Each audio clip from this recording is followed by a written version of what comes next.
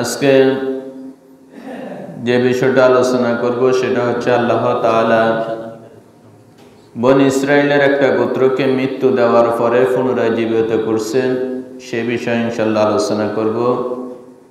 এছাড়াও আল্লাহকে কর্জে হাসানা দিলে আল্লাহ তাআলার রায়ে দান করলে যে ফজিলত সে সম্পর্কে ইনশাআল্লাহ আলোচনা করব। আল্লাহ তাআলা বলতেছেন, আলাম তারা ইলাল্লাযীনা খরাজু মিন দিয়ারিহিম, আপনি কি দেখেননি যারা তাদের গৃহ থেকে বের হয়েছে, তাদের ঘর বাড়ি থেকে বের হয়েছে, ওয়াহুম উলুফুন, তারা ছিল হাজার হাজার, হাযারাল মাউত, মৃত্যুর ভয়ে তারা তাদের ঘর বাড়ি ছেড়ে পলায়ন করছে। আল্লাহ তাআলা আল্লাহ রাসূলকে উদ্দেশ্য করে বলতেছে, আপনি কি ওই সমস্ত বনী ইসরাইলের ওই জাতিকে, ওই গোত্রকে দেখেননি যারা নিজেদের ঘর বাড়ি ছেড়ে পলায়ন করছে মৃত্যুর ভয়ে? আর তারা ছিল হাজার হাজার। কে বলতেছিল তাদের সংখ্যা ছিল 10,000। তাফসীরের বিভিন্ন তাফসীরের মধ্যে আসছে তাদের সংখ্যা ছিল 10,000। এরা বনী ইসরাইলের এই গোত্রটা এরা বসবাস করত ইরাকের মধ্যে। তারা যে জায়গার মধ্যে বসবাস করত, যে জায়গার মধ্যে অবস্থান করত, সেই জায়গার মধ্যে একটা প্লেগ রোগ, মহামারী, আমাদের কয়েক বছর আগে যে করোনা মহামারী যেরকম দেখা দিয়েছে, গণহারে মানুষ মারা গেছে, ঠিক এরকম মহামারী দেখা দিছে তাদের ওই গোত্রটার যে বাসিন্দা ছিল তাদের সকলের উপর। তখন সেখান থেকে যখন এই মহামারীটা, এই রোগটা দেখা দিয়েছে, দেখা দেওয়ার পরে সেখান থেকে প্রায় 10,000 লোক এরা ওই জায়গা থেকে, ওই ইরাকের দাওয়ান নামক মনে হয় জায়গাটার নাম, এই জায়গা থেকে তারা পলায়ন করে দুইটা পাহাড়ের মধ্যবর্তী একটা জায়গার মধ্যে তারা অবস্থান করছে। দুই সাইডে পাহাড় আর মাঝখানে জায়গাটা গ্যাপ। এই গ্যাপের জায়গার মধ্যে এই গোত্রের লোকেরা 10,000 আসি এখানে অবস্থান করছে। এরা যখন এখানে অবস্থান করছে, অবস্থান করার পরে তারা শুধু আসার উদ্দেশ্য একটাই, ওই মহামারী থেকে যাতে তারা বাঁচতে পারে। কিন্তু আল্লাহ তাআলা যদি কাউকে মৃত্যু দিতে চায়, সে যেখানে সুদৃঢ় ফাসির, শীষেডালা ফাসির এরকম সুদৃঢ় দুর্গের ভিতরে অবস্থান করলেও যদি আল্লাহ তাআলা মৃত্যু নির্ধারণ করে থাকে, তার মৃত্যু হবেই। যার যেরকম ভাবে আল্লাহ তাআলা নির্ধারণ করে রাখছে, ঠিক তার সেই রকমের মৃত্যু হবে। ওই জায়গার মধ্যে সে ব্যক্তি যাইতে হবে, এটা কোনো ভুল নাই। নির্ঘাত সে ব্যক্তি মৃত্যুবরণ করতে হবে, এটা সকল ধর্মের নিকট ধ্রুব সত্য। এই জন্য মহামারী থেকে পলায়ন করে বা মহামারীর ভয়ে যদি কেউ নিজ এলাকায়, নিজ গ্রাম ছেড়ে দিয়ে অন্য জায়গার মধ্যে অবস্থান করে যে এখানে মহামারী আসবে না, এটা হচ্ছে ভুল ধারণা। আল্লাহ তাআলা যদি তার মৃত্যু এইভাবে রেখে থাকে, তাহলে তার মৃত্যু এইভাবেই হবে। এজন্য আল্লাহ তাআলা এই বনী ইসরাইলের এই গোত্রটাকে যখন তারা মৃত্যুর ভয়ে পলায়ন করে ওই পাহাড়ের পাদদেশে তারা অবস্থান করছে, তারা যখন সেখানের মধ্যে অবস্থান করতেছে, তখন ইসরাইলের ওই গোত্রটা তারা যখন ওই পাহাড়ের পাদদেশে দুই জায়গায় করতেছে, তখন আল্লাহ তাআলা দুইজন ফেরেশতাকে প্রেরণ করছে। ওই দুইজন ফেরেশতা আসি তারা পাহাড়ের দুই পাশে দুইজন দাঁড়িয়ে জোরে একটা চিৎকার দিয়েছে, বিকট একটা আওয়াজ করছে। করার সাথে সাথে ওই 10,000 লোক মুহূর্তের ভিতরে মারা গেছে। তারা অথচ মৃত্যুর ভয়ে পলায়ন করে নিজ এলাকা ছেড়ে চলে আসছে, মনে করছে তারা মৃত্যু থেকে বাঁচতে পারবে। আল্লাহ তাআলার উপর তারা ভরসা এবং বিশ্বাস রাখেনি, যার কারণে আল্লাহ তাআলা দুইজন ফেরেশতা পাঠাই দিছে। পাঠাই দেওয়ার পরে তারা দুইজনে দুই পাশে, পাহাড়ের দুই পাশে দুইজন দাঁড়ায়, বিকট আওয়াজ করছে। করার সাথে সাথে তারা 10,000 লোক একবারে শেষ। এখান থেকে আমরা একটা শিক্ষা নিতে হবে। আল্লাহ রাসূল বলেছেন, কোনো এলাকার মধ্যে, কোনো জায়গার মধ্যে যখন কোনো মহামারী দেখা দেয়, তখন সেখান থেকে আল্লাহ রাসূল নিষেধ করছে, তোমরা সেখান থেকে পলায়ন করিও না, অন্য জায়গায় যাইও না। আবার যে এলাকার মধ্যে, যে জায়গার মধ্যে মহামারী দেখা দিয়েছে, বাইরের কোনো লোক ওই মহামারী নিজের বাহাদুরি বা সাহস দেখায় ওই গ্রামে যাতে প্রবেশ না করে, সেই ব্যাপারে আল্লাহ রাসূল নিষেধ করছে। বুঝতে পারছেন? মানে মহামারীর ভয়ে এলাকা প্রস্থান করা জায়েজ নাই। আবার মহামারী যে এলাকার মধ্যে নিজে স্বেচ্ছায় গিয়ে সেখানে প্রবেশ করাও ঠিক হবে না, এটা আল্লাহ রাসূল কি করছে? নিষেধ করছে। এখন যদি এরকমের হয়ে যায় যে এলাকার মধ্যে মহামারীটা দেখা দিয়েছে, এই করোনা যেমন কয়েক বছর আগে এরকমের দেখা দিয়েছে, কেউ কোনো জায়গায় যাইতে পারেনি বা সরকারিভাবে একটা নির্দেশনা ছিল। আবার এই দেখা যাচ্ছে যে এই কয়েক বছর পর পর এরকমের মহামারী দেখা দিতে পারে। এই জন্য মৃত্যুর ভয়ে, মানে এই মহামারী ভয় করে যদি কেউ পালন করে, তাহলে সামাজিক ব্যবস্থা দুর্বল হয়ে পড়বে। এখন যেমন মহামারী দেখা দিছে, এই চিন্তা ভয়ে যদি সকল ডাক্তাররা নিজের এই এলাকা ছাড়ি দিয়ে যদি অন্য জায়গায় চলে যেত, যারা কোনো রকম বাঁচত হিজরা তো শেষ হয়ে যাবে। এরপরে যারা কৃষিকাজ করে তারা যদি মৃত্যুর ভয়ে জায়গা জমিন ছাড়ি দিয়ে সব চলে যায়, না খাইতে মানুষ এমনি মারা যাবে। বা অন্য অন্য যারা শ্রমজীবী বিভিন্ন কাজকর্ম করে, যদি না এই রকমের মহামারীর ভয়ে তারাও সকলে পালন করে, তাহলে তো সকল ব্যবস্থা নষ্ট হয়ে যাবে, মানুষ পুরা জাতি ধ্বংস হয়ে যাবে। এই জন্য আল্লাহ রাসূল বলছে যে এলাকার মধ্যে মহামারী দেখা দেয়, ওই এলাকার মধ্যে, ওই এলাকা থেকে যাতে কোনো মানুষ প্রস্থান না করে, সেখান থেকে পলায়ন করে না চলে যায়, সেখানে থাকবে।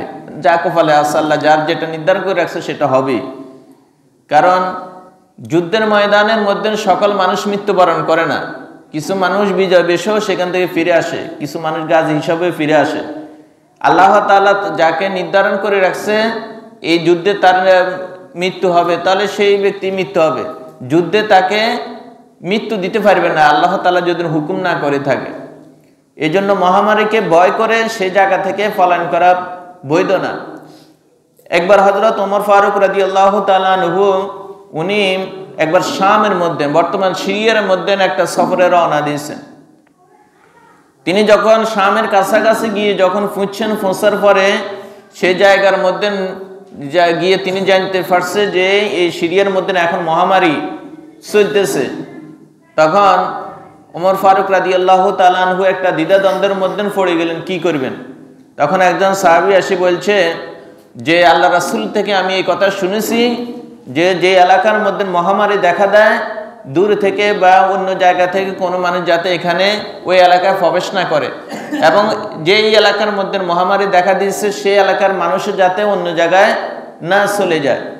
এই কথা শোনার পর হযরত ওমর ফারুক রাদিয়াল্লাহু তাআলা এই হাদিসটা শোনার পর তিনার মনটা প্রশান্তি লাভ করছে। এরপরে তিনি ওই সিরিয়ার মধ্যে শামে প্রবেশ না করে পুনরায় আবার মদিনার মধ্যে ফিরে আসছেন। তাহলে আমরা শিক্ষা নিতে হবে, মহামারী দেখা দিলে আল্লাহ তাআলার উপর ভরসা করে চিকিৎসা ব্যবস্থা গ্রহণ করতে হবে। ওই মৃত্যুর ভয়ে ওই জায়গায় পলায়ন করা যাবে না, ওই জায়গায় প্রস্থান করা যাবে না।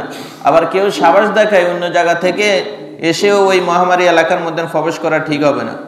এজন্য আল্লাহ তাআলা বলতেছেন, আলাম তারা ইলাল্লাযীনা খরাজু মিন দিয়ারিহিম, আপনি কি তাদেরকে দেখেননি যারা তাদের ঘর বাড়ি থেকে বের হয়েছে, অহুম উলুফুন, তারা ছিল,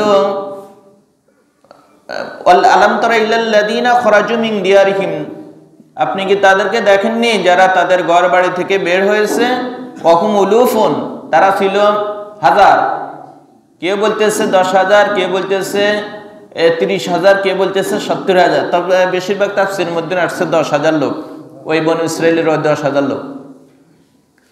হাদারাল মাউত, তারা শুধু একমাত্র এই কারণেই পলায়ন করছে মৃত্যুর ভয়, যে মৃত্যু তাদেরকে গ্রাস করবে এই ভয়ে তারা পালন করছে।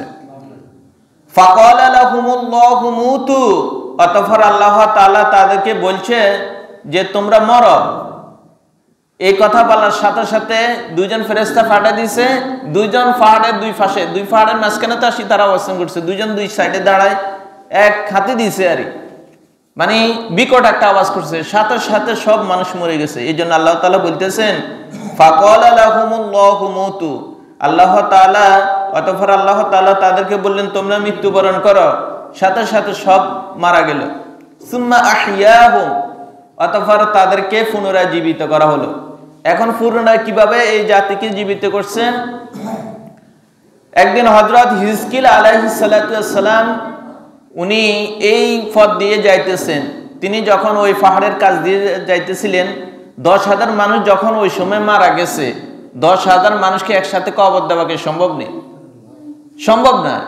ওই সময় তো এমনি মানুষ কম, এরপরে 10,000 মানুষ যদি একসাথে মারা যায়, তাহলে এদের কবর করা বা এদেরকে দাফন কাফনের ব্যবস্থা করা এটা কঠিন। তখন ওই এলাকার বাসিন্দা যারা ছিল, দূর দূরান্ত থেকে যখন মানুষ মারা গেছে তারা দেখছে, তখন তারা আসে, দুই সাইডে তো পাহাড় আর দুই মুখ খোলা, ওই দুই মুখের মধ্যে তারা বড় বড় পাথর আনি বসাই দিই, মানে দেওয়ালের মতন করে দিয়েছে। এখন সব মানুষ এখানে মরি ফুঁসি গলি সব হাড়গড় হয়ে গেছে। যখন হযরত হিজকিল আলাইহিস সালাতু ওয়াস সালাম এই পথ দ্বারা যাইতেছে, তখন তিনি প্রশ্ন করছে যে এই মানুষগুলোর কি হয়েছে।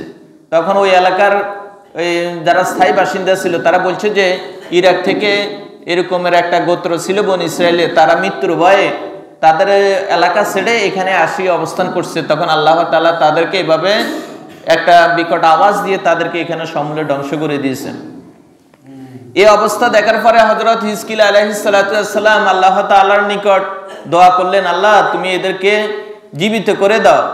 তখন আল্লাহ তাআলা হযরত হিজকিল আলাইহিস সালাতু ওয়াস সালামের দোয়া কবুল করলেন।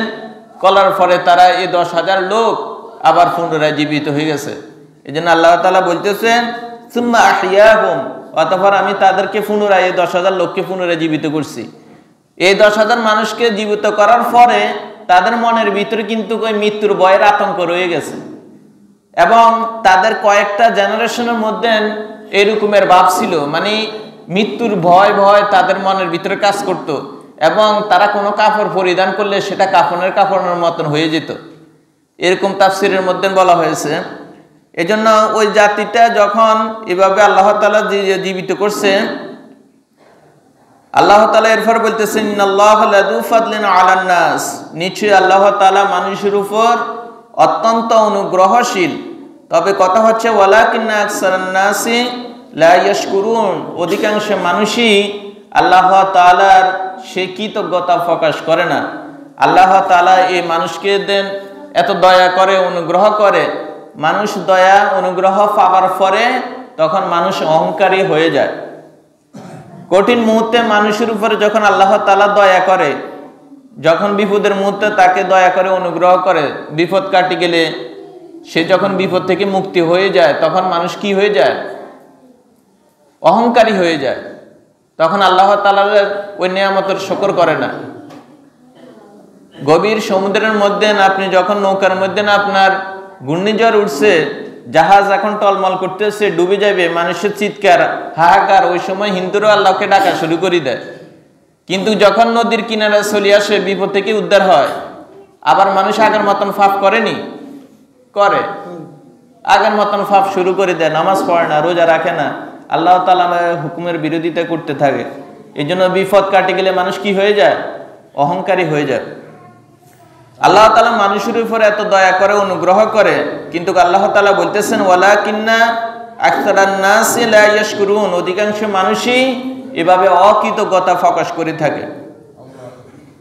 ওয়াকাতিলু ফি সাবিলিল্লাহি, তোমরা আল্লাহ তাআলার রাস্তায় যুদ্ধ করো, জিহাদ করো। ওয়ালামু, আর জানি রাখো, আন্নাল্লাহা সামিউন আলিম, নিশ্চয় আল্লাহ তাআলা সর্বশ্রোতা এবং সর্বজ্ঞ। এখন কথা হচ্ছে আল্লাহ তাআলা আমাদেরকে যুদ্ধ করার জন্য বলছে, যুদ্ধ করার ভয়ে যে আমি যুদ্ধ করব না, আমি যদি যুদ্ধে যাই আমি মারা যাবে, এই ভয়ে যদি কেউ ঘরে অবস্থান করে বা বিভিন্ন যুদ্ধের ময়দান থেকে পালান করে মৃত্যুর ভয়ে, সে কি মূলত মৃত্যু থেকে বাঁচতে পারবে না? পারবে না। যুদ্ধ থেকে পলায়ন করে চলে আসছে বা যুদ্ধে অংশগ্রহণ করেনি মৃত্যুর ভয়ে, কিন্তু মৃত্যু তার জন্য তো অবধারিত, যেভাবে হোক তার মৃত্যু হবেই। এই জন্য আল্লাহ তাআলা বলছে তোমরা আল্লাহর রাস্তায় যুদ্ধ করো, কিন্তু মৃত্যুর ভয়ে তোমরা যুদ্ধের ময়দান থেকে পলায়ন করিও না, মৃত্যুর ভয়ে যুদ্ধে এই অংশগ্রহণ থেকে বিরত থাকিও না, এই কাজটা করিও না তোমরা। তাহলে আল্লাহ তাআলা আমাদেরকে এখানে যে শিক্ষাগুলো দিল, যে যখন মানুষ কোনো এলাকার মধ্যে মহামারী দেখা দিবে তখন ওই এলাকা থেকে পলায়ন করা ঠিক হবে না, এবং দূর দূরান্ত থেকে কোনো মানুষ আবার ওই মহামারী এলাকার মধ্যে প্রবেশ করা ঠিক হবে না।